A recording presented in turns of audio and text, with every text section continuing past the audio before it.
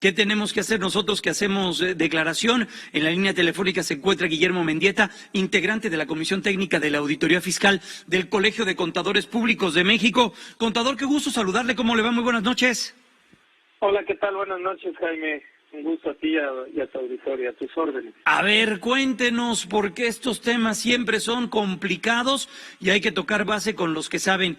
¿Qué hay nuevo en cuanto a obligaciones fiscales a partir del primer minuto del 1 de enero del 2022, contador?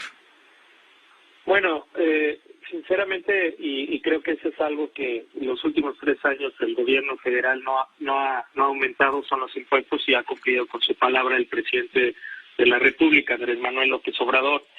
Sin embargo, lo que hemos venido viendo en los últimos 3 años, y sobre todo el año pasado y es un tema que ha venido con el tema de la recaudación de impuestos y la fiscalización, que van juntas pero no revueltas, y más adelante con todo gusto lo comentamos.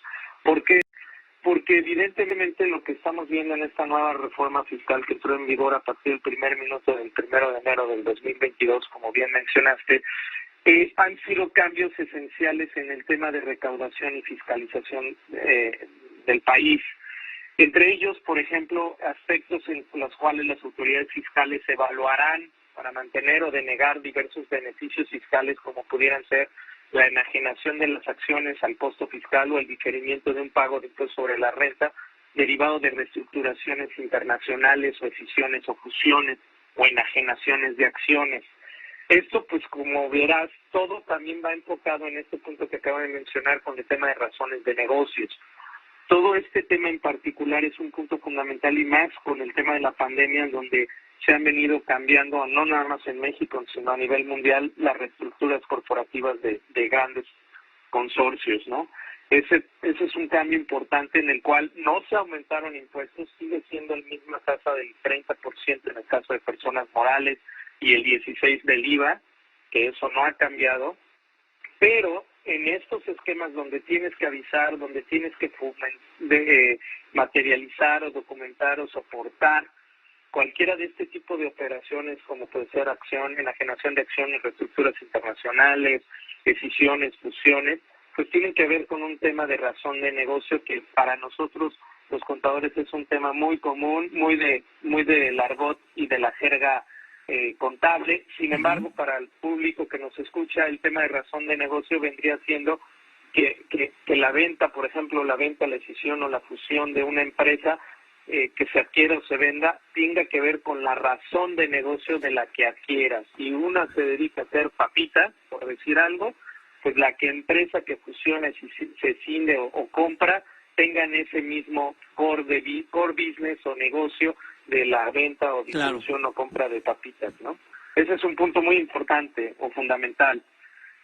Otro tema importante, mi querido Jaime, es el tema de la deducción de cuentas incobrables, que no se ha dado mucha difusión al respecto, pero para nosotros creo que es un punto muy importante, para nosotros los contadores es un tema fundamental y toral, y también para los contribuyentes que posiblemente nos estén escuchando. El tema de las cuentas incobrables, desde que entró en este tema de la pandemia, pues no es nada lejos de creer que las empresas han dejado de tener ingreso o el flujo de forma constante, ¿no? Ha habido retrasos, ha habido falta de flujo en la economía, y no nada más en México, a nivel mundial, o se ha venido retrasando. Y eso evidentemente ha hecho que muchas empresas quiebren por la falta de flujos. Uh-huh. Y en ese sentido, pues evidentemente había un beneficio hasta el año pasado, aunque suena un poco chistoso el decir el año pasado cuando esto fue la semana pasada. Pero hace unas horas. O hace unos días, más o menos. Pero evidentemente hasta el año pasado el tema de las cuentas incobrables era una mecánica que tenía muchos años, en los cuales el contribuyente, con el hecho de presentar las posibles incobrabilidades, que esto pudiera durar dentro de un año ante un órgano jurisdiccional como podría ser un tribunal, sin necesidad de esperar la resolución de la misma, pudiera ser deducible el gasto o la cuenta incobrable de este contribuyente. Y entonces lo que en algún año o en un año o años anteriores lo habías acumulado para pagar el impuesto sobre la renta, ahora lo deduces y entonces es un beneficio sin esperar que se tuviera una sentencia firme en tribunales. Hoy el cambio importante o pequeño, pero muy importante, la mecánica sigue siendo la misma, nada más que el único pequeño gran detalle es que la sentencia no puedes hacerse lo reducible hasta que no haya una sentencia firme.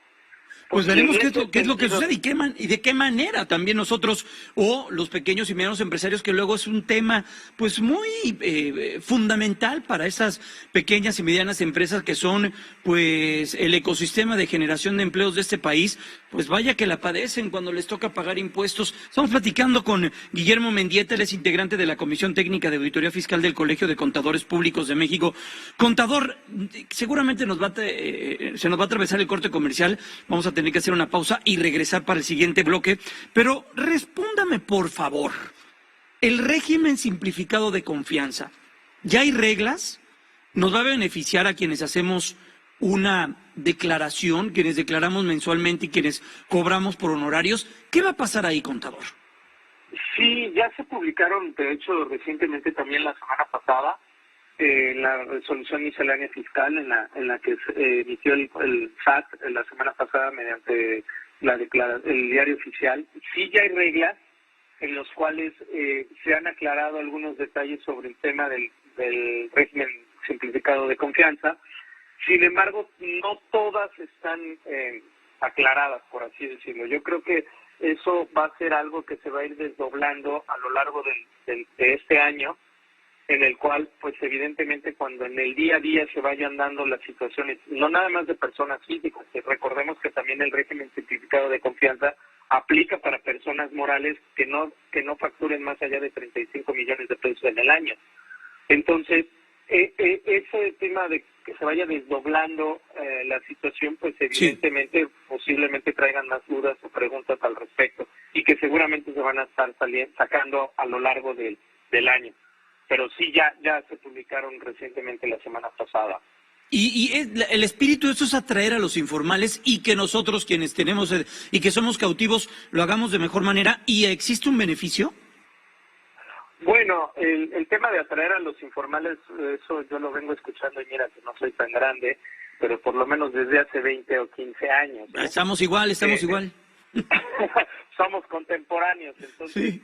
En ese sentido, hace 10 o 15 años, pues yo vengo escuchando en las administraciones pasadas que siempre se hacen programas y para muestra basta un botón, lo que ya se derogó. Sin duda. El Guillermo, año pasado. Contador, permítame saltar el corte comercial. Le decía que nos agarra automáticamente la computadora y entra de manera automática para brincar el corte y que nos siga explicando esto que sí, sin duda es muy sensible para quienes hacen declaración fiscal cada mes. Vamos a la pausa, regresamos.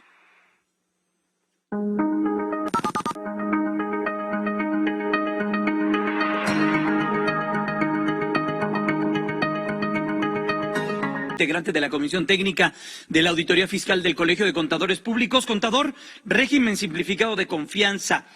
Un ejemplo básico para la gente que hace una declaración y que gana, pues, un empresario o alguien que tiene una pequeña y mediana empresa que factura unos 200, 300 mil pesos al mes. ¿Le conviene este régimen simplificado? ¿Va a haber beneficios para él, para su planta laboral? Pues mira, en ese sentido el beneficio será que no estará pagando la tasa del 30% o dependiendo, bueno, no, en este caso no sería ni del 35 ni del 30, como son 300 mil pesos mensuales, siendo persona física, tendrá una tasa de impuesto sobre la renta entre un 20 y 22%, pero el beneficio es que va a pagar entre el 1 y el 3%. Entonces, evidentemente, ahí hay un beneficio económico importante. A la planta laboral, pues no como tal no va a haber un beneficio, considerando que pues, son sus trabajadores. Él más bien seguirá tributando para efecto de ser patrón ante el Seguro Social, porque me imagino que estará dado de alta en el ejemplo hipotético. Y el único tema ahí donde tendríamos que poner atención es en el tema del IVA, ya que el IVA en este nuevo régimen de confianza no está incluido dentro del descuento de la tasa del impuesto sobre la renta.